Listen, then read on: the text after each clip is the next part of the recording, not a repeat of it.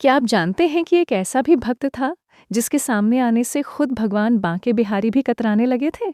आखिर ऐसा क्या हुआ कि ब्रह्मांड के स्वामी को एक साधारण भक्त का कर्जदार बनना पड़ा? आइए जानते हैं निष्काम भक्ति का ये हैरान कर देने वाला प्रसंग।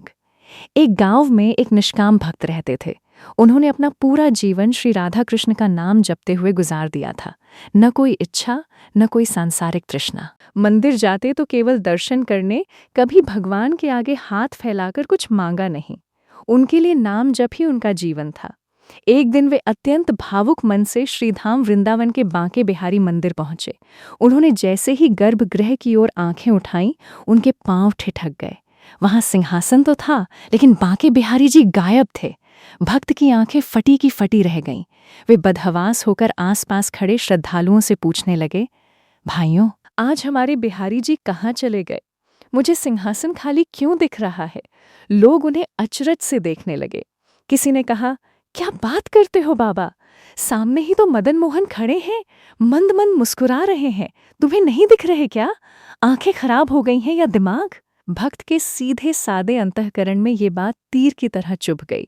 वे सोचने लगे, सबको प्रभु के दर्शन हो रहे हैं, केवल मुझे ही नहीं दिख रहे। इसका मतलब मेरे सिर पर पापों का इतना बड़ा पहाड़ चढ़ गया है कि मैं प्रभु के दर्शन के योग्य ही नहीं बचा। ग्लानि और पश्चाताप से उनका हृदय भर आया। उन्होंने मन ही मन कठोर निर्णय लिया, जिस शरीर से मेरे आराध्य का दर्शन न हो सके, ऐसे पापी शरीर को रखने का कोई अर्थ नहीं है। मैं आज ही यमुना जी की पवित्र धाराओं में अपने प्राण त्याग दूंगा।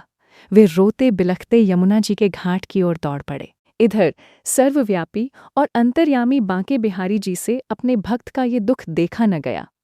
वे तुरंत एक ज्ञानी ब्राह्मण का रूप धरकर एक अत्यंत असहाय कोढ़ी के पास पहुंचे। ब्राह्मण रूपी भगवान ने कोढ़ी से कहा, हे भाई, देखो, वो जो भक्त यमुना जी की तरफ भागे जा रहे हैं, वे कोई साधारण मनुष्य नहीं हैं।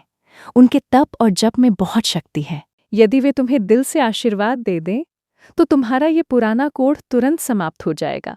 ये सुनते ही कोढ़ी अपनी पूरी ताकत लगाकर यमुना तट की ओर भागा और भक्त के पैरों में गिर पड़ा। उसने उनके चरण कसकर पकड़ लिए और गिड़गिड़ाने लगा, महाराज, मुझ पर कृपा कर दीजिए, मुझे आशीर्वाद दे दीजिए। भक्त ने अत्यंत विनम्रता से कहा, अरे भाई, मुझे छोड़ो। मैं तो स्वयं एक पापी हूँ, जिसकी आंखों से भगवान भी ओझल हो गए। मेरे आशीर्वाद में क्या बल होगा? परंतु कोढ़ी टस से मस न हुआ। वो रोते हुए प्रार्थना करता रहा। अंततः भक्त का कोमल हृदय पिघल गया। उन्होंने अनमने मन से कोढ़ी के सिर पर हाथ रखा और कहा, जाओ भाई, भगवान तुम्हारी इच्छा पूरी करें। और ये क्या? शब्द मुख से निकलते ही कोढ़ी का सारा रूप बदल गया। उसका कुष्ठ रोग पलक झपकते ही गायब हो गया और उसकी काया कंचन जैसी निर्मल हो गई। भक्त स्तब्ध खड़े देखते ही रह गए कि यह कैसा चमत्कार है। तभी सामने एक दिव्य प्रकाश पुंज प्रकट हुआ।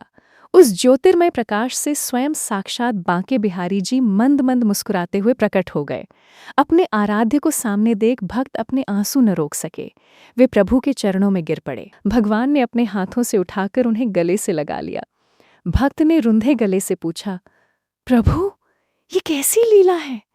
मंदिर में आपने मुझे दर्शन क्यों नहीं दिए, और अब बिना किसी साधन के अनायास ही मुझे ये दिव्य दर्शन दे दिए?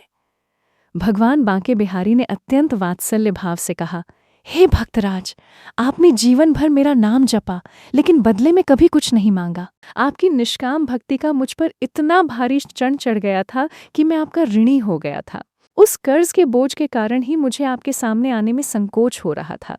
लेकिन आज जब आपने उस कोढ़ी को आशीर्वाद दिया, तो आपने अपने जीवन भर के पुण्यों में से थोड़ा सा पुण्य फल मांग लिया। इससे मेरा कुछ कर्ज कम हुआ और मुझ में आपके सामने आने की हिम्मत आई। ये सुनकर भक्त प्रभु की इस अपार करुणा और प्रेम को देखकर भाव विभोर हो गए। अगर इस कथा ने आपके हृदय को छुआ हो, तो कमेंट में जय श्री राधे जरूर लिखें।